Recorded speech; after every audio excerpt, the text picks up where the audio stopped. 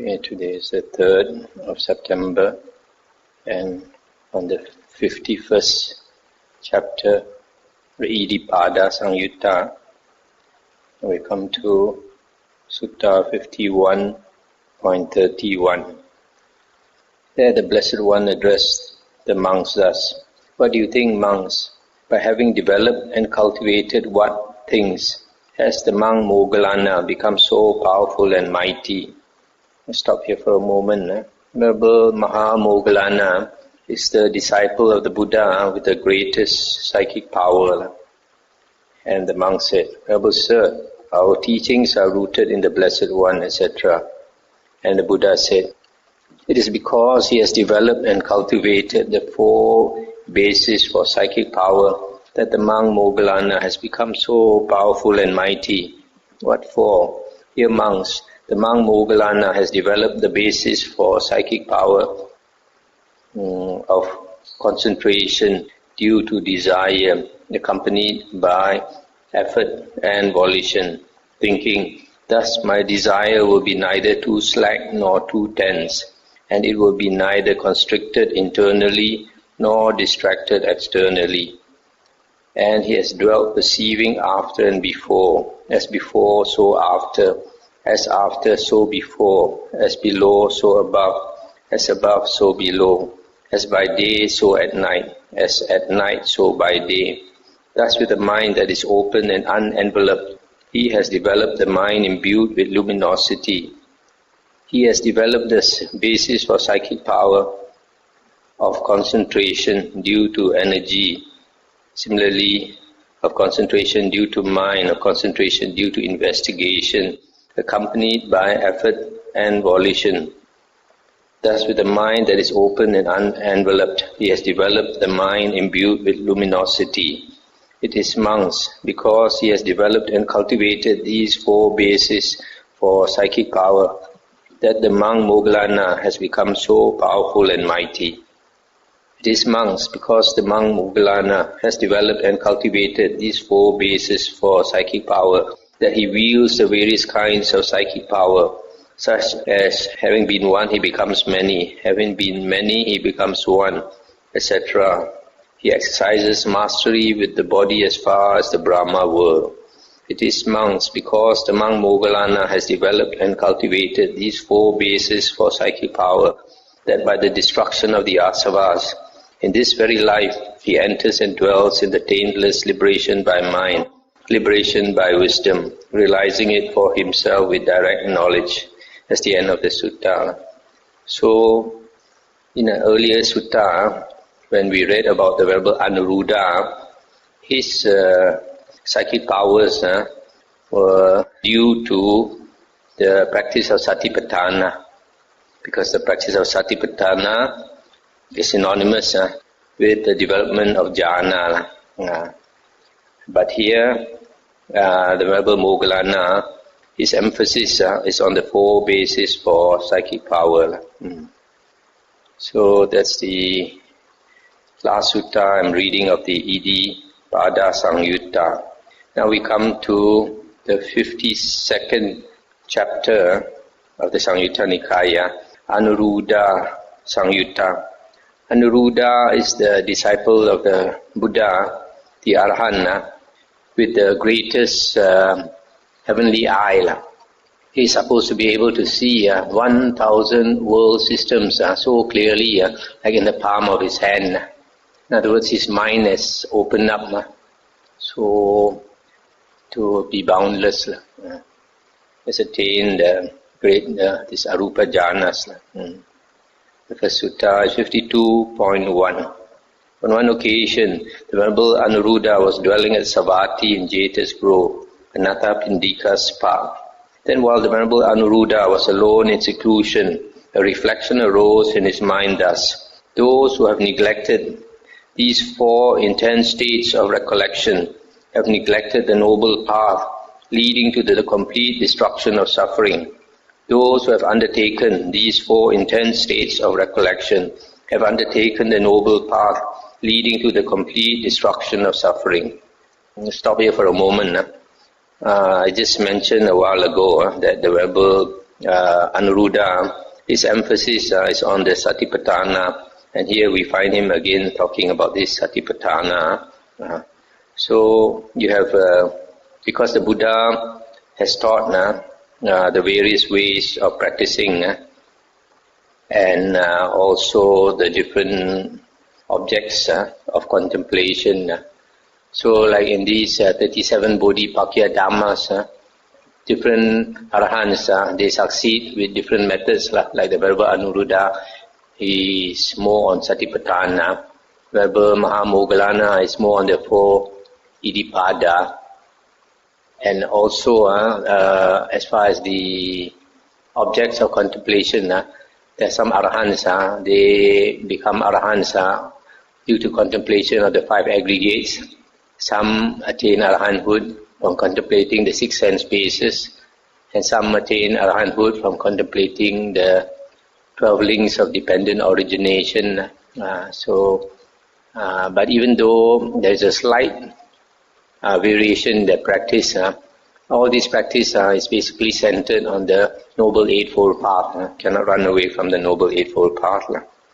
Then the Venerable Mahamoggallana, having known with his own mind the reflection in the Venerable Anuruddha's mind, just as quickly as a strong man might extend his drawn-in arm or draw in his extended arm, appeared in the presence of the Venerable Anuruddha and said to him, "To what extent, friend Anuruddha, have these 4 intense states of recollection been undertaken by a monk?" And Venerable Anuruddha replied, "Here, friend, a monk dwells contemplating the nature of origination in the body internally.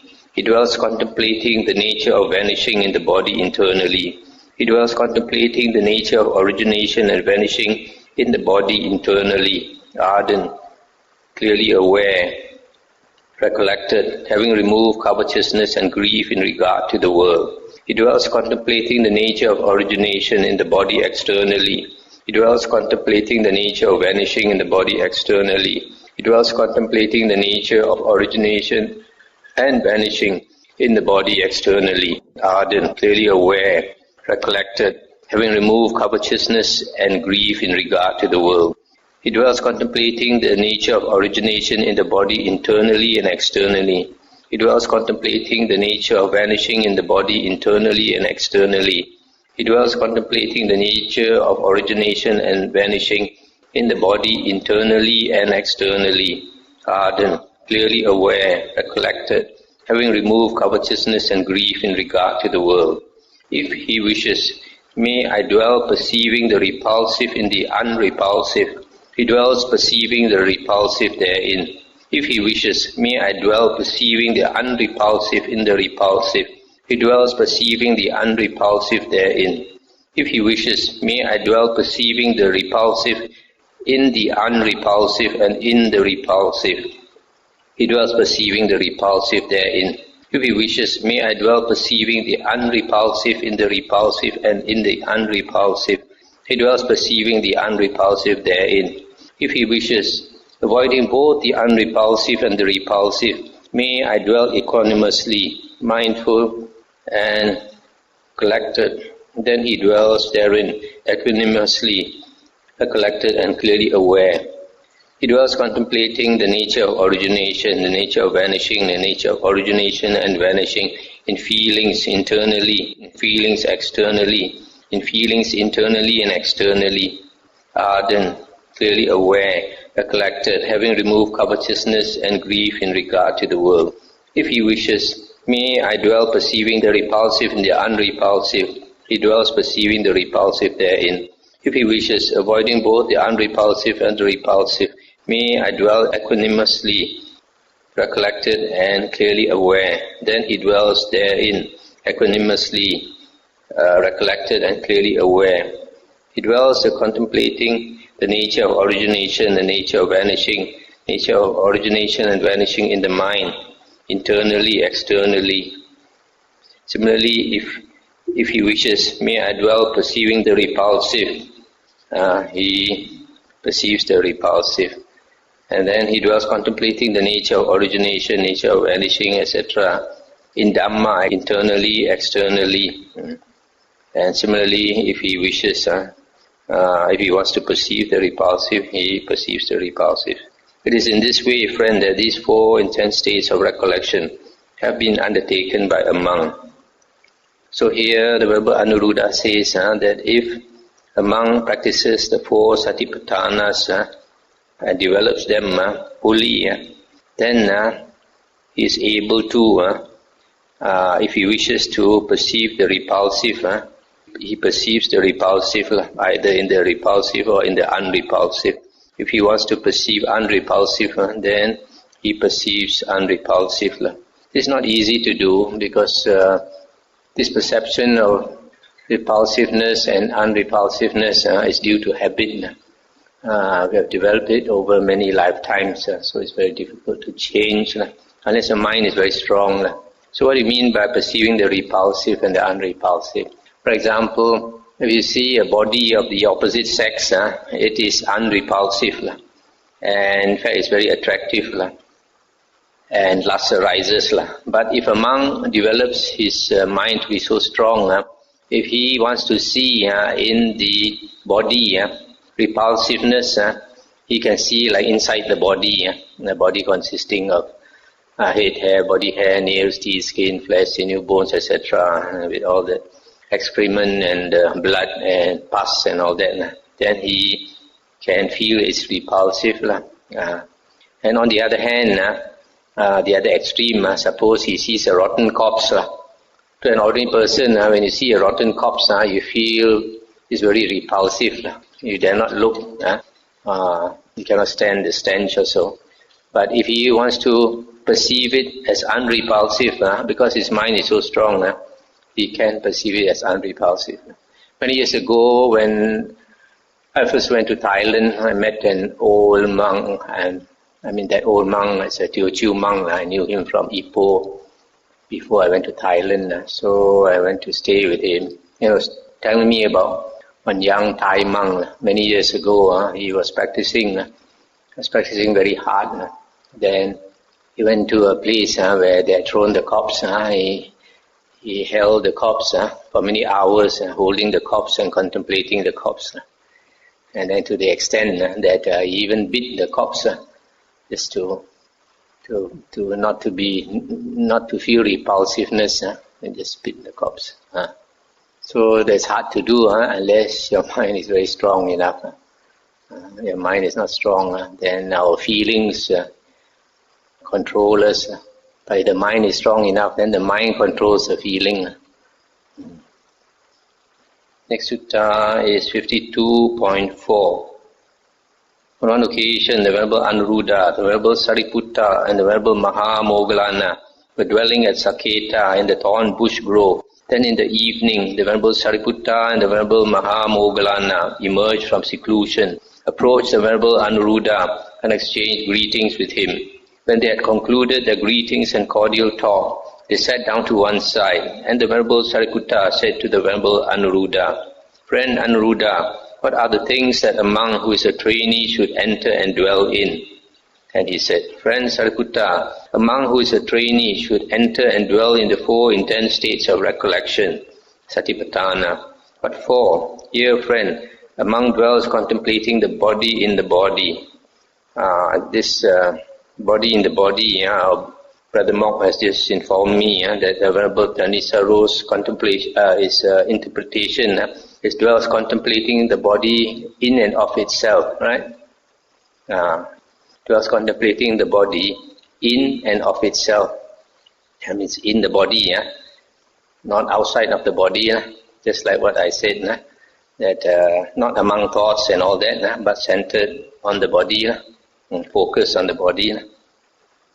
It was contemplating feelings in and of itself, mind in and of itself, Dhamma in and of itself, ardent, clearly aware, recollected, having removed covetousness and grief in regard to the world. A monk who is a trainee should enter and dwell in these 4 intense states of recollection. Then the next sutta is similar, as Saketa. That's 52.5. Sitting to one side, the Venerable Sariputta said to the Venerable Anuruddha, "Friend Anuruddha, what are the things that a monk who is beyond training should enter and dwell in?" Among beyond training is the Pali word is aseka. Seka is one who is training. One who is in training means Arya. The 7 types of Arya: first path, first fruit; second path, second fruit; third path, third fruit; and the fourth path, attainer. They have become Arya, but they have not finished their work. The one beyond training, the Aseka, is the fourth fruit attainer. The Arahant has finished his work.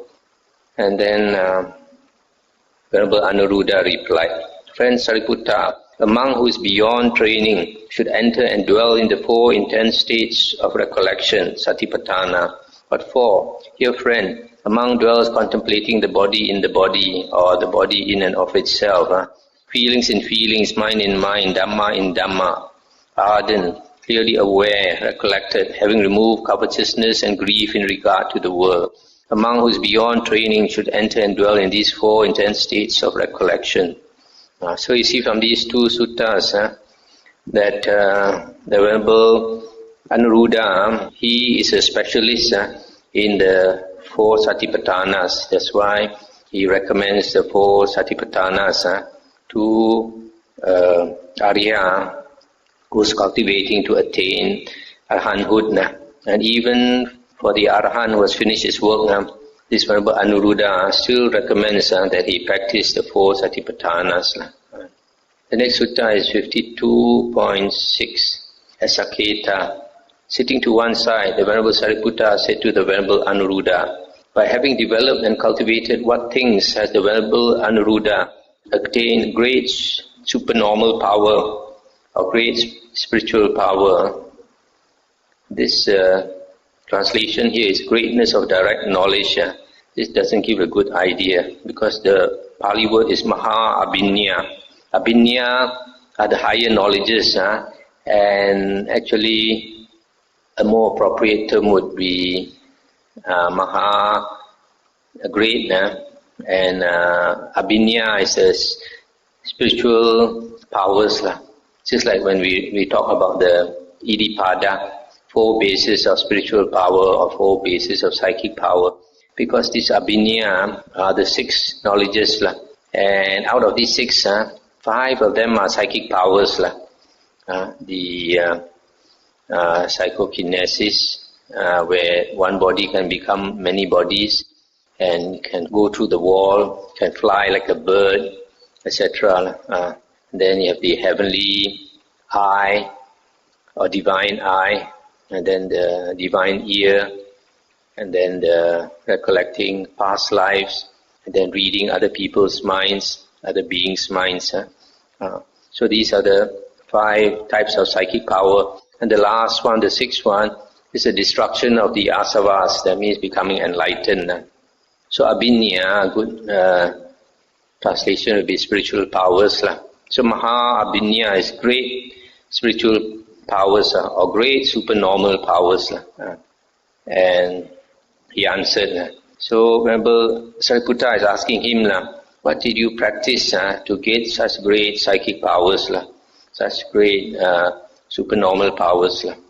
And he said, "Friend, it is because I have developed and cultivated the 4 intense states of recollection that I have attained to great supernormal powers." What for? Dear friend, I dwell contemplating the body in the body, feelings in feelings, mind in mind, Dhamma in Dhamma, ardent, clearly aware, recollected, having removed covetousness and grief in regard to the world. It is, friend, because I have developed and cultivated these 4 intense states of recollection that I have attained to great supernormal power or great psychic powers. Further, friend, it is because I have developed and cultivated these 4 intense states of recollection that I directly know the 1,000-fold world. In other words, he can see the 1,000-fold world so clearly, like in the palm of his hand. So you see from this sutta that psychic powers comes from the practice of satipatthana. But nowadays, some monks don't understand, and they say the practice of satipatthana has nothing to do with jhana. They say the practice of satipatthana is a pure vipassana practice. It is totally different from what the sutta says. It is because of practicing satipatthana that he attains the jhanas. And because he has attained the jhanas, He has great psychic power. There's no possibility of having psychic powers without jhanas. Impossible.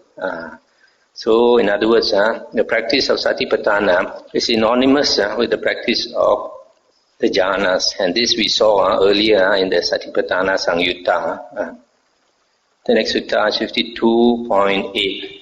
On one occasion, the Venerable Anuruddha was living at Savatthi in a salala tree hut. There, the Venerable Anuruddha addressed the monks thus: Friends, the river Ganges slants, slopes and inclines towards the east. Now suppose a great crowd of people would come along, bringing a shovel and basket, thinking, we will make this river Ganges slant, slope and incline towards the west. What do you think, friends? Would that great crowd of people be able to make the river Ganges slant, slope and incline towards the west? And they said, no, friend. For what reason? Because the river Ganges slants, slopes and inclines towards the east, and it is not easy to make it slant, slope and incline towards the west. That great crowd of people would only reap fatigue and vexation. Then Venerable Anuruddha said, so too, friends, when a monk is developing and cultivating the 4 intense states of recollection, kings or royal ministers, friends or colleagues, relatives or kinsmen might invite him to accept wealth, saying, come, good man, why let these saffron robes weigh you down? Why roam about with a shaven head and begging bowl? Come, having returned to the lower life, enjoy wealth and do meritorious deeds.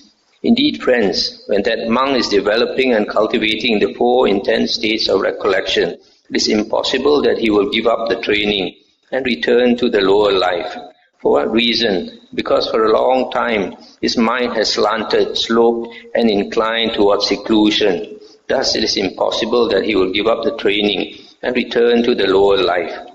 And how, friends, does a monk develop and cultivate the 4 intense states of recollection? Here, friends, a monk dwells contemplating the body in the body, feelings in feelings, mind in mind, Dhamma in Dhamma, ardent, clearly aware, recollected, having removed covetousness and grief in regard to the world. It is in this way, friends, that a monk develops and cultivates the 4 intense states of recollection.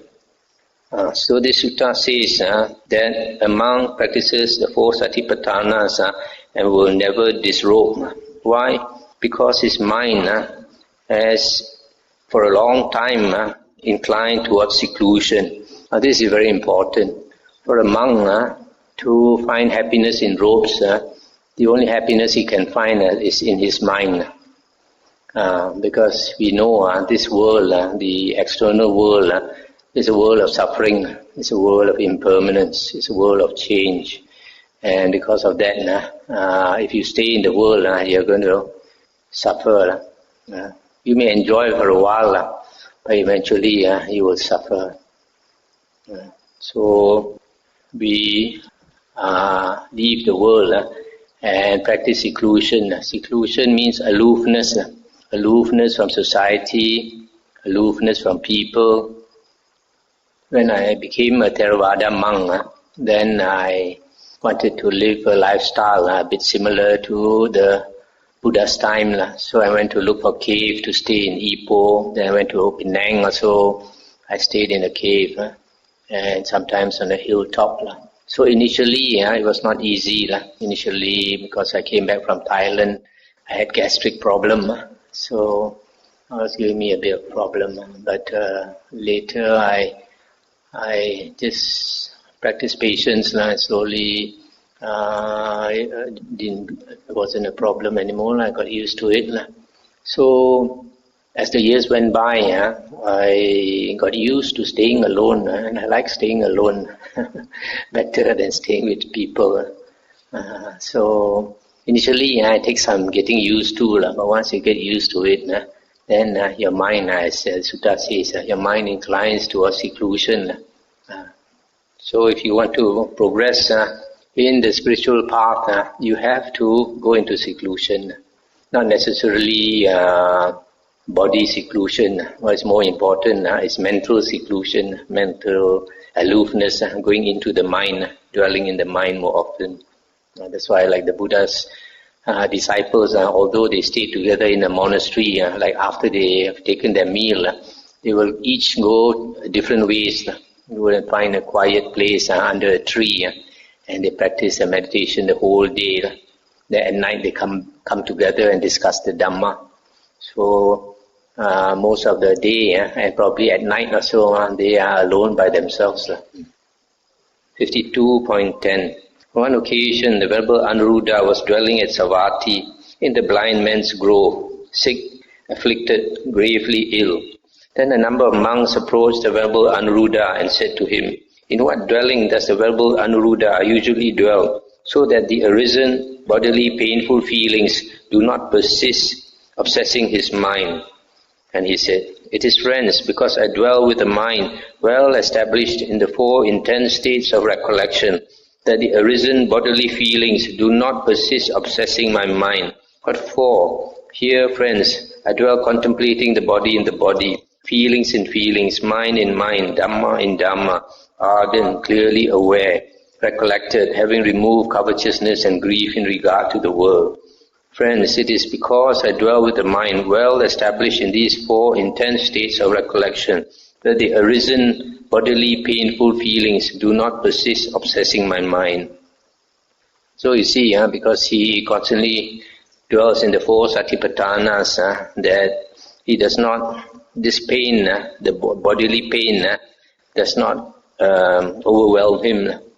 But then you must, it's only logical to equate his dwelling in satipatthana with the jhanas, because when he dwells in the jhanas, then as we read earlier, the painful feelings, even in the first jhana, the first jhana, the painful bodily feelings are eliminated. And in the second jhana, the painful mental feelings are eliminated. And the third jhana, the pleasant bodily feelings are also eliminated. In the fourth jhana, even the pleasant mental feelings are eliminated.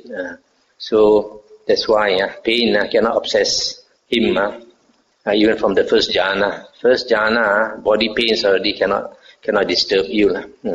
So here again we see that the four satipatthanas are equivalent to the jhanas.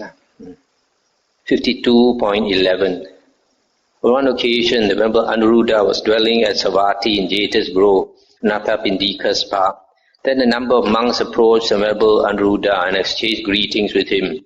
When they had concluded their greetings and cordial talk, they sat down to one side and said to the Venerable Anuruddha, "By having developed and cultivated what things has the Venerable Anuruddha attained to great supernormal power or to great spiritual powers?"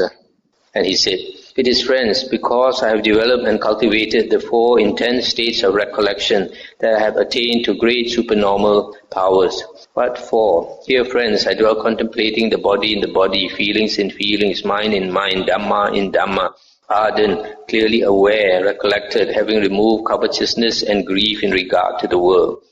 It is, friends, because I have developed and cultivated these four intense states of recollection that I have attained to great supernormal powers. Further, friends, it is because I have developed and cultivated these four intense states of recollection that I recollect or remember 1,000 world cycles." It's the end of the sutta. Even to remember one world cycle is not easy. I can remember 1,000 world cycles at such a long time. Because one world cycle is an extremely long time. The Buddha said, hard to imagine how long is one world cycle. And he can remember 1,000 world cycles. And that's all due to Satipatthana. 52.12. And he said, "Further, friends, it is because I have developed and cultivated these four intense states of recollection that I wield the various kinds of spiritual powers. Having been one, I become many. Having been many, I become one." He can fly like a bird. He can go through the wall. He can dive into the earth like diving into the water. And he can walk on the water surface. And even with the human body, he can fly as far as the Brahma heavens. And then the next sutta, 52.13. "Further, friends, it is because I have developed and cultivated these four intense states of recollection, satipatthana, that with the divine ear element which is purified and surpasses the human, I hear both kinds of sound, the divine and the human, those that are far as well as near. So here you see, if you want to develop the heavenly ear, you got to practice Satipatthana. And then 52.14, further friends, it is because I have developed and cultivated these 4 Satipatthanas that I understand the minds of other beings and persons, having encompassed them with my own mind. I understand a mind with lust as a mind with lust, an unliberated mind as an unliberated mind, etc., etc. So you see from these suttas that all the various psychic powers are due to the practice of Satipatthana, which also means the practice of the jhanas. So the Satipatthana is synonymous with jhana. 52.20. Further friends, it is because I have developed and cultivated these 4 Satipatthanas that I understand as it really is the degrees of maturity in the spiritual faculties of other beings and persons. In other words, he can look into a person and understand whether how mature this person is. This is important for a Sammasambuddha or an Arahant who wants to teach the Dhamma to other beings. He has to gauge whether that being can understand the Dhamma or not. That's the end of the Anuruddha Sangyutta.